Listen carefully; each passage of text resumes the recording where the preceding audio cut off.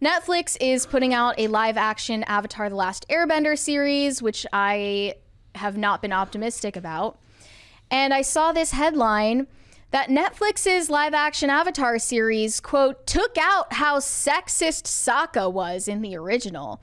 A lot of moments in the animated show were iffy, according to one of the cast members. Now, first of all, I'm annoyed that the cast members are the ones saying this. Yeah. Because they didn't write this show. They didn't write the characters they're playing, so why are they the ones speaking on it? It's stupid. They're just trying to get clout off of making people angry. So this says, cast members Kia Wentio, who plays Katara, and Ian Owsley, who plays Sokka, informed fans that Sokka's sexism was discussed during the live-action show's development and was deliberately cut away as it had no place in the new remake. Ian Owsley said, "There's more weight with realism in every way." Kia Wentio said, "I feel like we also took out the element of how sexist Sokka was. I feel like there were a lot of moments in the original show that were iffy." Owsley agreed. He said there are things that were redirected just because it might play a little differently in live action. And Entertainment Weekly noted that there are entire Reddit threads about Sokka's sexism, discussing how the original Sokka, prior to his character's journey, would make remarks about girls are better at fixing pants than guys, and guys are better at hunting and fighting. True in the real world and true in the story, for the record. Yeah. What he said is correct. And when I looked into what these Reddit threads said, I saw someone say, "Let's solve the mystery once and for all. Yes, Sokka has a poor attitude toward women and girls. The fact that he improves over time is called character growth and is in fact one of the signs of good storytelling. Yep. Taking it out of your movie only tells us you have a low opinion of your audience, Netflix." Yeah, or they don't have the attention span to watch it the whole way through to see the character growth. Yeah. And to anyone who's unfamiliar with this storyline and with this character, I want to offer some context. So Sokka is in a tribe that was essentially genocided by the Fire Nation and left for dead. Now he is grown up and he is the only fighting age male in his society. He is the only one who is a fighting age male in his society. I repeat. Why would that not be part of his worldview? That it is men's role to do the providing and protecting for a population that is women, children, and elderly people. Why would sexism not be part of his worldview? And also, why would it be a bad thing? Now, I understand once he sees the rest of the world and he's exposed to all these different people and also women who are powerful characters as well, he changes his opinion. That's supposed to be a part of any story in any character arc. Yeah. They just thought having character flaws is bad. So we're just not going to give our characters any flaws. Like, we're just going to take that out of the story because having flaws is just ugly. It's complicated. We don't want to deal with that. Well, also, it's funny because, like I said, let's treat everyone like they're in kindergarten and make everyone a good guy. It's not even just that. What it is like they take these fantastic story ideas that are based on unique times, places, and ideas, not just this story, but any story, and then they just give them generic modern 21st century like neoliberal positions and views.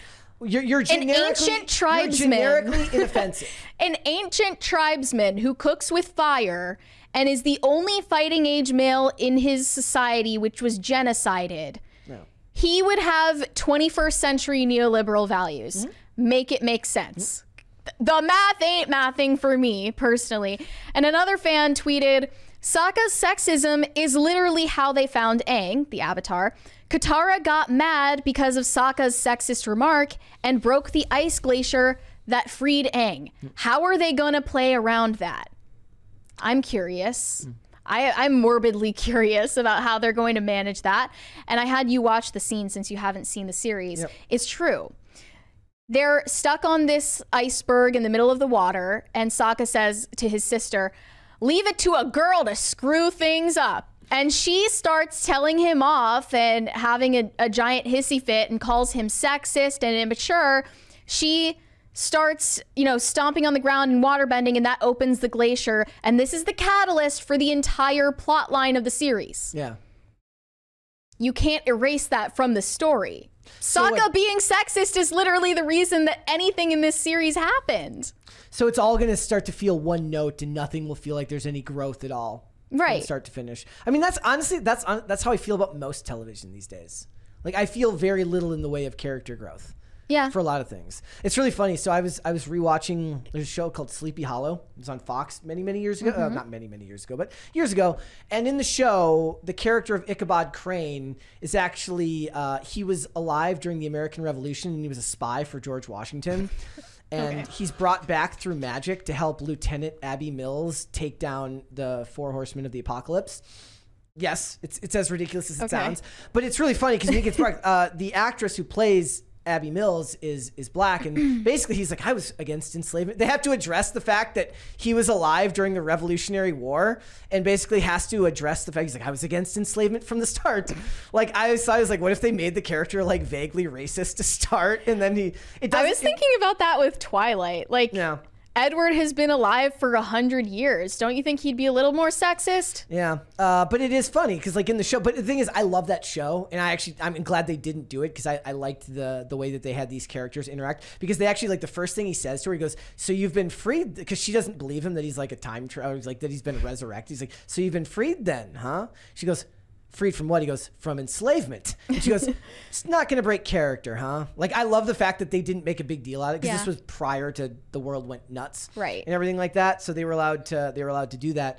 But yeah, character development is kind of a thing of the past, because people. What's funny is they would always talk about how in shows, like back when shows were on network television, you had to kind of develop characters as you went, and the characters that did the best with audiences would then get more screen time, and they would evolve as they went forward.